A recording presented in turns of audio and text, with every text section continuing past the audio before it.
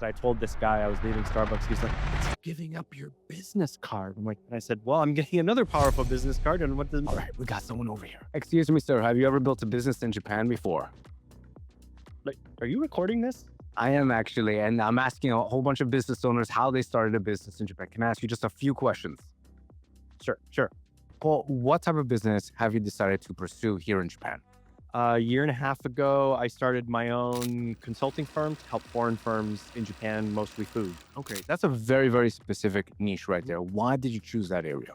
I've been in the food business for, I'm old, 25 years, and I've been doing it for 16 years in Japan. So that's what I know. So at that point, what made you decide to do it, 16 years in rather than doing it earlier? Well, I mean, this is any industry, but this is a particularly tough place to do business. It can be very mysterious, hard to understand.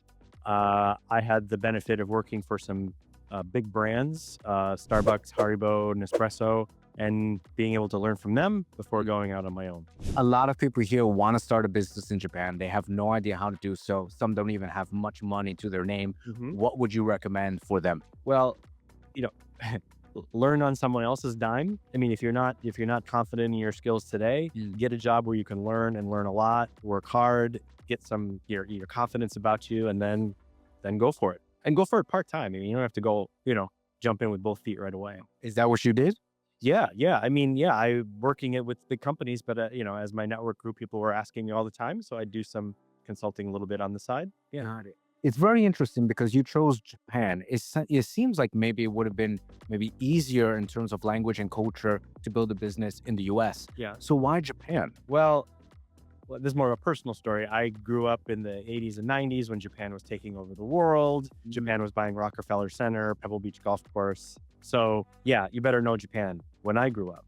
Yeah. So I came here. It was exciting. And, I mean, it's not many people,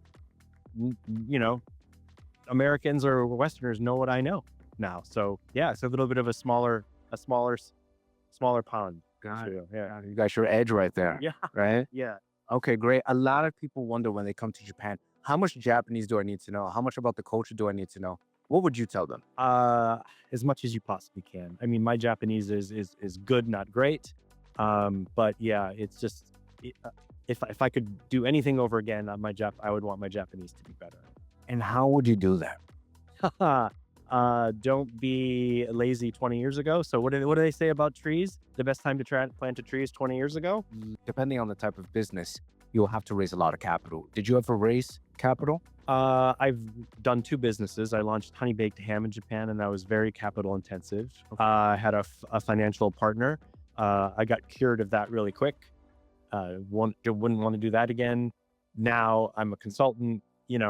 I guess the joke is anyone with a MacBook can sit in a Starbucks to start their own company. So when it comes to partnerships, is that something you would tend to not advise aspiring entrepreneurs to pursue here? Partnerships are great. It's great to have a network, but I would keep cash light. Don't hire anybody. Depending on what your business is, I would just keep it, be nimble. Got it. You mentioned about networking, and networking is huge. How were you able to build your network? Boy, I think be genuine, give to your network. And I've had a lot of good luck going to either to events or things where I thought I wasn't going to meet anyone. This is a waste of time.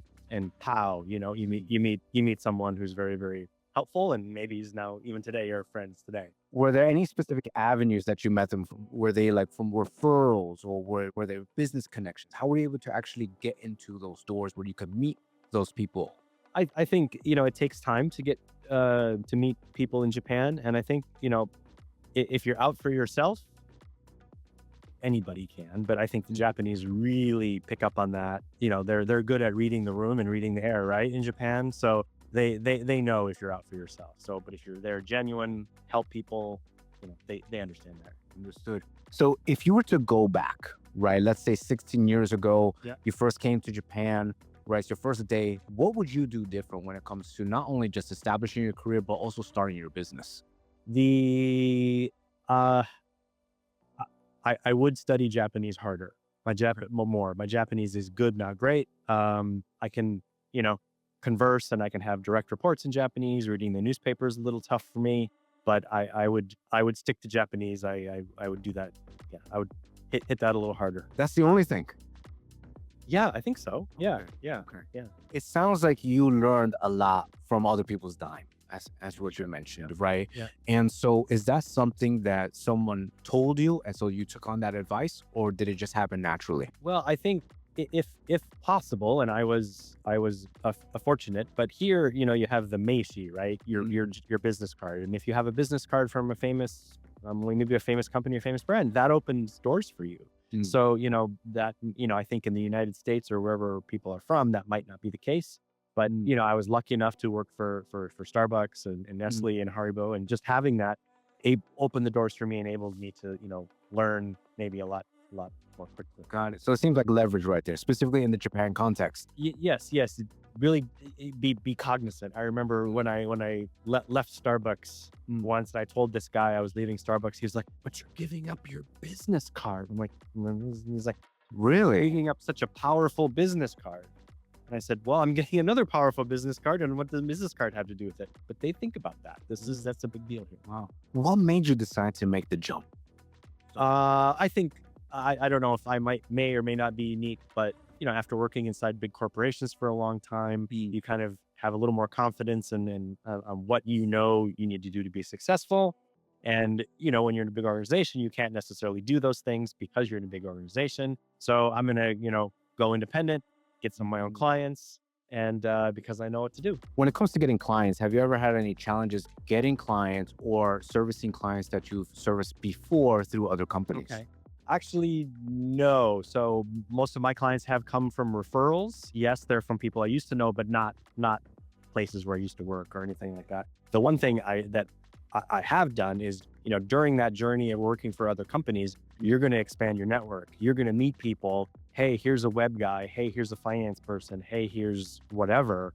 Keep in touch with them, because those are great assets in the future, and it's more fun to work with people who are going to do a good job. Perfect.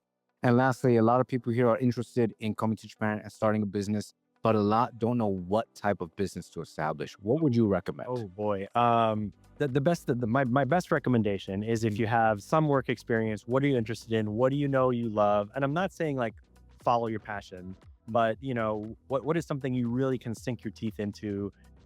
Go in that direction. What if they don't know? Then it's your job to get experience. It's your job to try everything until you start to figure out, hey, these things are starting to click for me. Let's go in that direction. You mentioned passion. Do you think people should not follow their passion here in Japan? I think you have to be really careful about following your passion. I mean, yes, you can follow your passion, but maybe that passion should be your hobby, and make that passion not your hobby part. I mean, we're here to make money and provide for ourselves. So I think, yeah, you have to find a job that you enjoy, and maybe, that could be a, work that you don't like, but with people you like, so how do you put those things together? Ow. Well, I guess for me, like I said, working for big companies. So now I can, exit that, and I can hopefully a little bit pick and choose who my clients are. Correct. And pick and choose who I work with, because I hire a lot of freelancers. Perfect. Fantastic. Well, thank you so much. It's been an honor. Thank you. Have a good day. Thank you too.